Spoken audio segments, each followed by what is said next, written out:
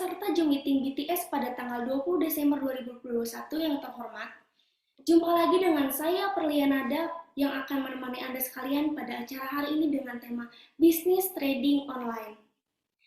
Sebelum kita memulai acara pada malam hari ini, izinkan saya untuk membacakan tata tertib selama acara Zoom berlangsung.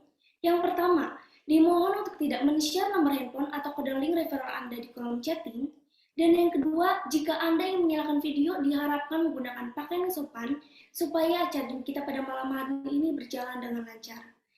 Hari ini adalah hari yang spesial bagi kita semua, khususnya bagi saya sendiri, karena kita kedatangan pembicara kita yaitu beliau yang bernama Pak Nofri Simanjuntak. Beliau merupakan seorang sarjana teknologi informasi, beliau juga seorang trader dan private fund manager sejak tahun 2011. Aktif sebagai edukator sejak tahun 2012, analisis market, dan beliau adalah founder dari komunitas trading tenang senang. Tanpa berlama-lama lagi, saya panggilkan saja pembicara kita hari ini yang luar biasa, yaitu Mr. Nofri Simanjuntak. Selamat malam, Pak. Malam juga, Miss April. Iya, selamat malam ya. Gimana kabarnya, Pak? Saya berkesempatan kali bertemu dengan Bapak pada Zoom kali ini. Salam kenal juga untuk Miss April, salam kenal untuk semua. Kabarnya oke, baik semua luar biasa. Ya, semoga hari ini lancar ya, Pak, untuk memberikan informasinya kepada kita semua. Siap. Baik, Pak Nofri, sungguh terima kasih sudah bersedia hadir dan berbagi untuk komunitas BTS pada malam hari ini. Dengan segala hormat, waktu dan tepat, saya persilahkan ya, Pak. Oke, pagi-pagi semangat pagi semua. Salam trading tenang senang. Perkenalkan diri dulu, nama lengkap saya Nofri Sapmen Simanjuntak. Singkatnya Nofri Simanjuntak. Kemudian juga saya saat ini online dari coffee shop saya, jadi saya seorang barista juga. Kalau Anda lokasinya di Jakarta, silakan mampir ke FX Gold Coffee dengan konsep drink coffee make money. Sambil minum kopi, edukasi, dan dapat dolar lagi. Jadi welcome untuk yang mau bertanya, diskusi, trading saham, forex, gold, cryptocurrency, karena saya melakukan trading-trading di 4 investasi tersebut dengan waktu mulai tentunya yang berbeda-beda sesuai dengan perkembangannya. Kemudian, secara prinsip, hidup kita ini kan ada mimpi ya, dan itu tidak salah. Mimpi yang dimaksud sebetulnya bukan mimpi waktu kita tidur, tetapi lebih tepatnya adalah keinginan. Nah, kemudian keinginan-keinginan kita itu mirip-mirip. Ada yang nanti mimpinya menikah, ya, atau mungkin sebelumnya kuliah menjadi sarjana terus menikah. Ada beberapa varian, tapi secara prinsip kita hidup memiliki mimpi dasar, menikah, kuliah, memiliki keluarga, artinya punya anak, kemudian juga punya kendaraan pribadi, kemudian juga punya rumah pribadi. Secara prinsip sama, setuju? Ayo respon dong. Ayo, saya mau cek respon nih. Setuju ya? Mana responnya? Ya. Ini bukan seminar motivasi, tetapi kita harus yakin bahwa semangat itu perlu untuk sukses ya. Jadi sekali lagi bukan seminar motivasi loh, tetapi awal dari kita sukses tentunya semangat. Dan semangat itu memberikan respon. Karena nggak ada orang yang semangat tapi nggak memberikan respon. Jadi secara prinsip mimpi dasar kita tuh ini. Dan rasanya kita setuju secara prinsip, walaupun mungkin ada varian-variannya. Nah, kemudian tetapi ada satu mimpi yang tertinggal, mungkin Anda tidak menyadarinya. Mimpi apa itu? Mimpi bagaimana kita tetap memiliki uang meskipun sudah pensiun. Dan ini tidak salah dong. Kemudian yang kedua, mimpi untuk tidak membebani anak cucu secara finansial. Betul nggak? Ini sering dilupakan, atau istilah saya tertinggal. Nah, ada mungkin orang bilang begini, Coach, saya baru umur 20, saya baru umur 30, ngapain saya memikirkan sesuatu untuk pensiun. Karena kan kata-kata pensiun ini bicara tua, senior, dan lain sebagainya. Padahal begini loh, secara prinsip, misalkan kita ingin mendapatkan uang 10 juta bulan depan, dengan uang mendapatkan uang 10 juta besok, kira-kira lebih mudah mana untuk menggapainya? Tolong jawab, 1 bulan atau besok? 1 bulan ya? Nah, itu apa hubungannya dengan yang saya sampaikan? Walaupun mungkin Anda baru berusia 20-30 tahun, tetapi kalau Anda punya planning, nanti misalkan di usia 50 saya harus memiliki uang sekian, dan nanti di usia 60 kita punya anak, kemudian anak kita menikah, punya cucu, kita datang ke rumah anak kita tuh bukan begini, tapi ngasih.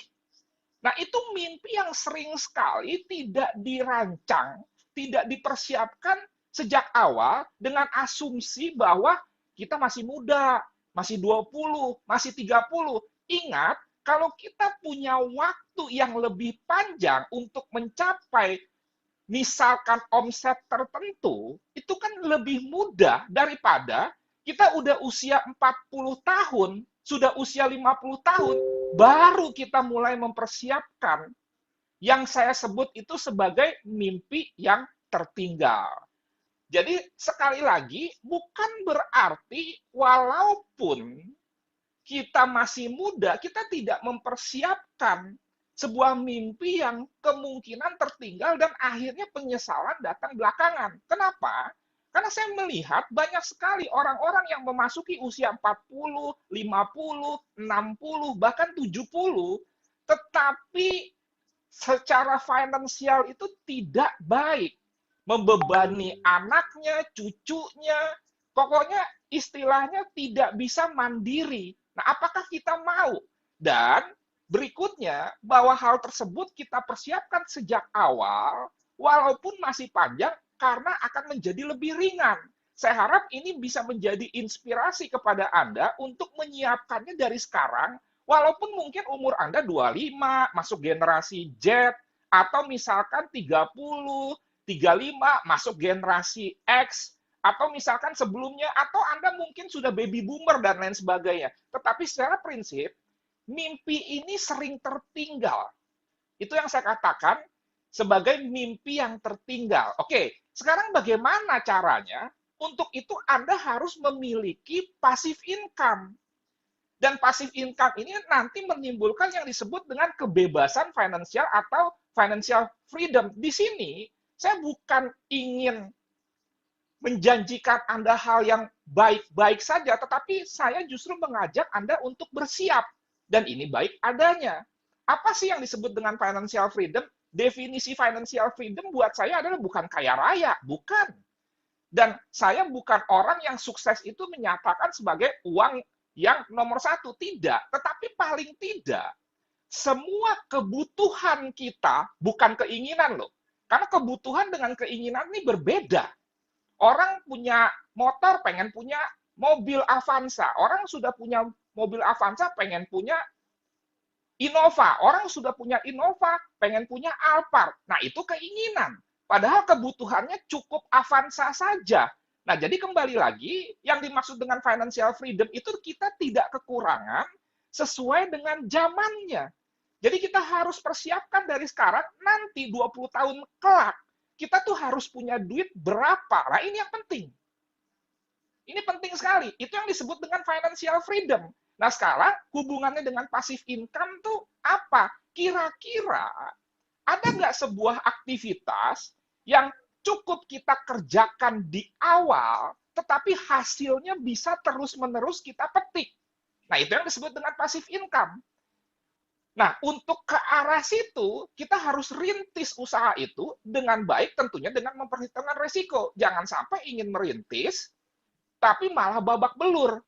Caranya gimana? Salah satunya adalah dengan melakukan aktivitas yang disebut dengan trading. Salah satunya. Dan ini cocok sekali sebetulnya dengan perkembangan situasi saat ini yang berkaitan dengan work from home, kemudian COVID-19, dan lain sebagainya. Sekarang kita bedah dulu, kata trading itu apa? Seperti itu kan pertanyaannya. Karena banyak orang yang kurang paham nih, atau hanya di kulitnya aja memahami kata trading.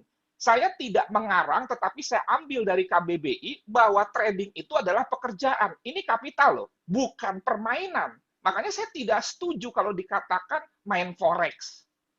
Wong udah pekerjaan kok, walaupun itu hanya istilah saja ya, tetapi apa yang keluar dari mulut kita itu kan dari pikiran kita, kecuali Anda pemain sinetron, antara pikiran dengan kata-kata tuh bisa berbeda, setuju nggak? Tapi itu karena tuntutan peran.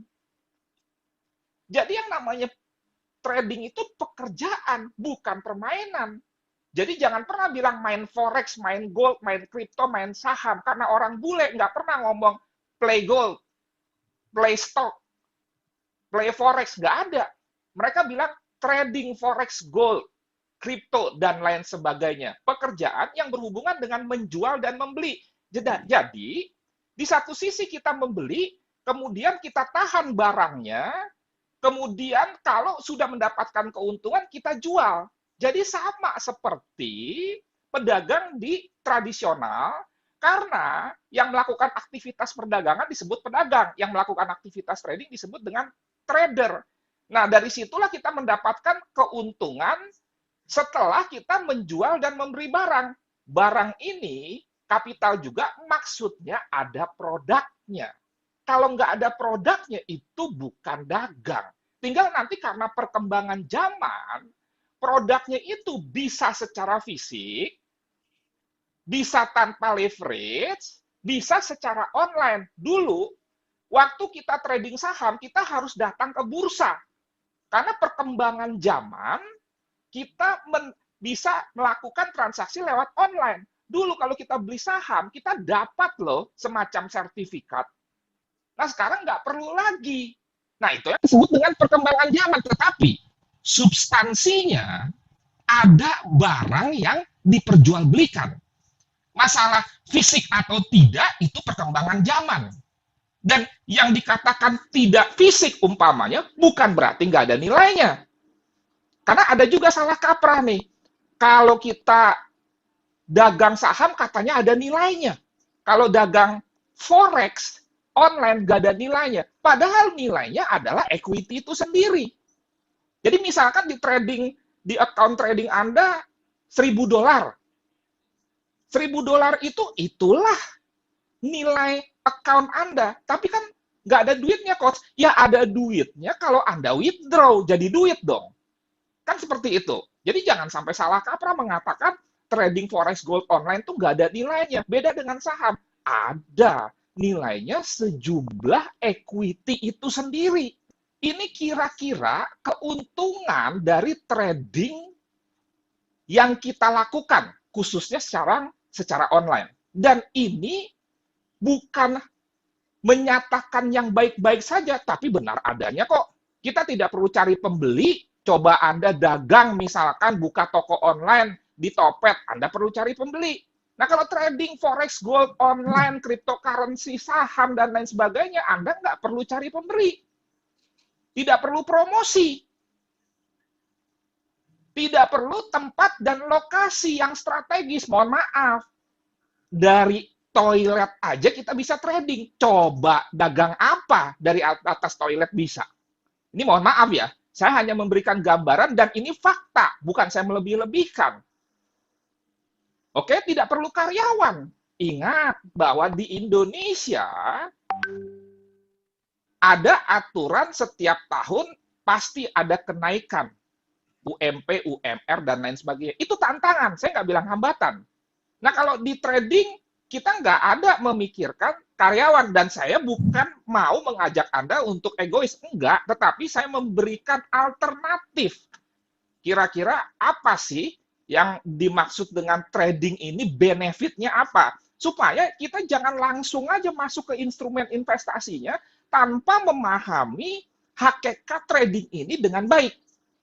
Tidak perlu supplier selain broker. Kalau di forex namanya broker, kalau di saham namanya sekuritas, kalau di cryptocurrency namanya exchange, betul kan? Sama aja itu semua, perantara. Dan broker itu supplier. Sama kalau kita misalkan dagang cabai, kita ambil cabai dari tengkulak umpamanya. Tengkulak ambil dari petani sebagai produsen. Nah, kemudian tidak ada persaingan. Sebelah sell euro USD, kita buy euro USD, nggak ada persaingan. Tapi kalau Anda buka toko furniture, sebelah bisa jadi saingan. Tidak ada perang harga. Harga standar internasional, mau saham yang sifatnya lokal, di broker A, di broker B sama. Cryptocurrency, forex gold dunia sama. Online, fisik, sama loh harganya. Nggak ada harga khusus emas online, tidak ada. Nah, kalau ada perbedaan dikit, mungkin itu spread. Tidak ada sangat liquid. Kalau Anda dagang barang, Anda diskon 50% pun belum tentu langsung laku. Tetapi coba Anda dagang, Anda trading, Anda lepas posisi Anda langsung laku. Kecuali ada misalkan di saham disebut antrian. Tetapi secara prinsip sangat liquid, 24 jam, Senin sampai Sabtu. Bahkan cryptocurrency 7 hari loh. Kalau saham itu kan office hour, waktu lebih fleksibel. Kita bisa memilih. Kalau Anda buka toko tradisional, sektorial, ikuti office hour. Sangat fair. Sangat fair sekali. Ya. Jadi artinya di satu sisi, karena harga standar internasional itu sangat fair. Tidak ada komplain dari klien. Ingat, kalau Anda dagang, ada aja loh komplain. Tidak perlu sogok-menyogok. Saya percepat ini supaya Anda tahu saja. Nggak ada tuh entertainan. Makanya nggak ada korupsi di sini. Nggak ada under table. Tidak perlu izin usaha kalau Anda trading sendiri. Coba kalau Anda misalkan buka UKM pun ada biar bagaimanapun dari kelurahan, dari kecamatan. Tidak mengenal musim, senantiasa prospektif. Nggak ada misalkan, wah, kalau musim lebaran ramai nih dagang ini. Enggak, ini prospektif terus sampai kapanpun. Dan kalau Anda lihat sejarahnya, saham dimulai dari tahun 1900-an di Dow Jones misalkan, Amerika, dan lain sebagainya. Investasi relatif kecil. Misalkan $500, sekarang Anda mau bisnis sektorial $500, mau dagang apa? Enggak mudah loh. Kemudian banyak sekali kesempatan untuk mendapat profit, momentumnya banyak, modal tetap dalam bentuk uang, tidak menjadi peralatan perlengkapan. Coba Anda buka resto, kan bentuknya pindah dari biaya sewa, kemudian renovasi, perlengkapan, peralatan, pasti profit nggak? Enggak. Dapat menghasilkan return investasi yang sangat tinggi. Ini tidak direkomendasikan untuk pemula, tapi potensi itu ada.